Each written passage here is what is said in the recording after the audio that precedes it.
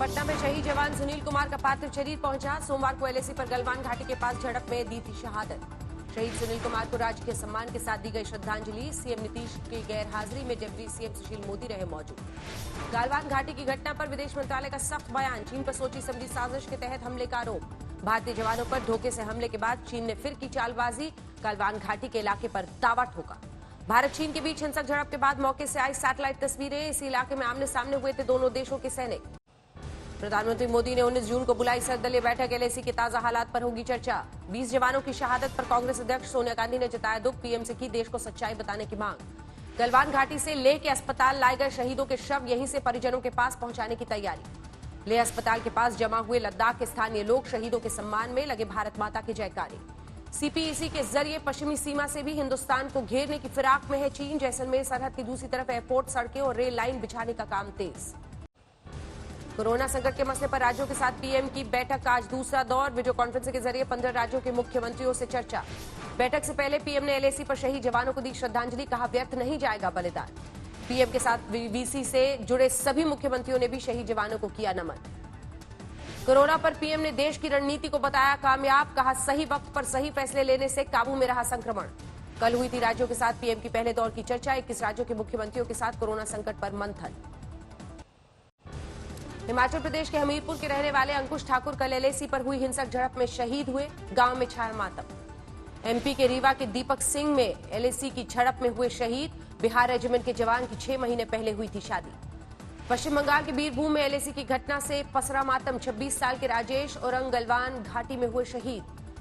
जमशेदपुर के कोशा गांव में भी छाया मातम। एलएसी की घटना में 21 साल का जवान गणेश शहीद। संगरूर में शहीद के परिवार के नहीं थम रहे आंसू। 22 साल के गुरविंदर सिंह ने सरहद की सुरक्षा में कुर्बान की जान। देश में कोरोना से होने वाली मौत के आंकड़े में बड़ा उछाल। महाराष्ट्र और दिल्ली में पहले हुई 1672 मौत जोड़ने से आज का आंकड़ा 2003 पर पहुंचा। दिल्ली में 24 घंटे में कोरोना से रिकॉर्ड 93 लोगों की मौत, 1859 नए मामले।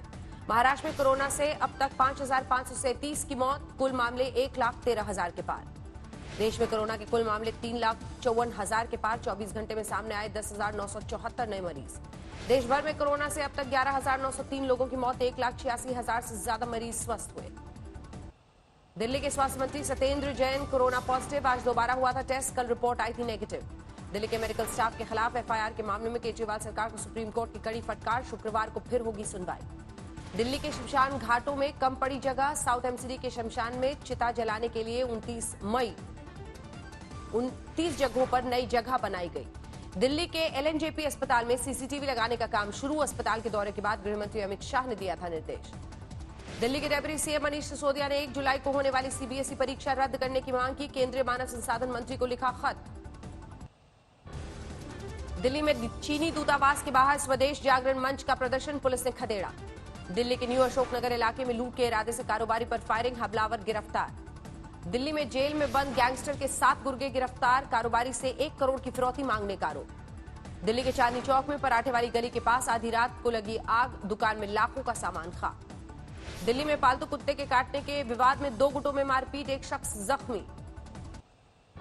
एलएसी पर चीनी बर्बरता के खिलाफ देश भर में प्रदर्शन। दिल्ली के कनॉट प्लेस बाजार में चीनी सामानों का बहिष्कार। जयपुर में चीन के खिलाफ विरोध प्रदर्शन। करणी सेना ने दी चीनी सामान के बहिष्कार की चेतावनी। मथुरा में जवानों की शहादत से गुस्साए लोगों ने चीनी राष्ट्रपति का पुतला फूंका। सरकार से मुंहतोड़ जवाब देने की मांग। कोलकाता में भी चीन का विरोध, बीजेपी कार्यकर्ताओं ने लगाए नारे। सूरत में एलएसी की घटना पर तीखा विरोध। एक शख्स ने चाइनीज एलईडी टीवी तोड़ डाली। उन्नाव में आगरा एक्सप्रेसवे पर पलटी बस, बंगाल जा रहे दर्जनों प्रवासी मजदूर घायल। नोएडा में कॉन्ट्रैक्ट पर काम कर रहे स्वास्थ्यकर्मियों का प्रदर्शन, 3 महीने से नहीं मिला वेतन। सीएम योगी की टीम 11 के साथ बैठक, प्रवासी मजदूरों के पुनर्वास कार्यक्रमों पर चर्चा। यूपी कांग्रेस के अध्यक्ष अजय कुमार लल्लू जेल से बाहर। बसों के फर्जी दस्तावेज के मामले हुए थे गिरफ्तार। यूपी में अनामिका शुक्ला के नाम पर नौकरी करने वाली एक और महिला आरती गिरफ्तार। फर्जी दस्तावेज के बल पर हासिल की थी नौकरी। सुल्तानपुर में पुरानी रंजिश में 2 पक्षों के बीच गोलीबारी, 1 की मौत, 1 घायल।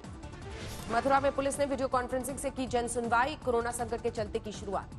यूपी के हापुड़ में नेपाल के 7 मजदूर फंसे, पूर्व विधायक ने ली घर पहुंचाने की जिम्मेदारी। गोरखपुर में जमीन के विवाद में 2 पक्षों में खूनी भिड़ंत, वीडियो वायरल होने के बाद केस दर्ज। बागपत में 80 फुट गहरे कुएं में गिरा सांड, रेस्क्यू ऑपरेशन जारी।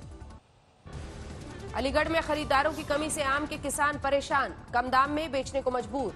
अलीगढ़ के बाजारों में उमड़ी भीड़, सोशल डिस्टेंसिंग के नियमों की अनदेखी। कानपुर में कालिया नाम के बंदर को चिड़ियाघर प्रशासन ने दी उम्र कैद की सजा, काटने की आदत के चलते जिंदगी भर रहना होगा पिंजरे में बंद। यूपी के फतेहपुर में नशे के आदी शख्स ने 5 साल के बेटे को गला काट घोंट कर मारा, हत्या के बाद खुद भी जान दी। झांसी में बुजुर्ग महिला की हत्या मामले का खुलासा, नाबालिग नातिन और प्रेमी निकले कातिल। मध्य प्रदेश के बालाघाट में चीनी कोयला कंपनी ने 62 मजदूरों को काम से निकाला, कलेक्टर ने कंपनी को जारी किया नोटिस।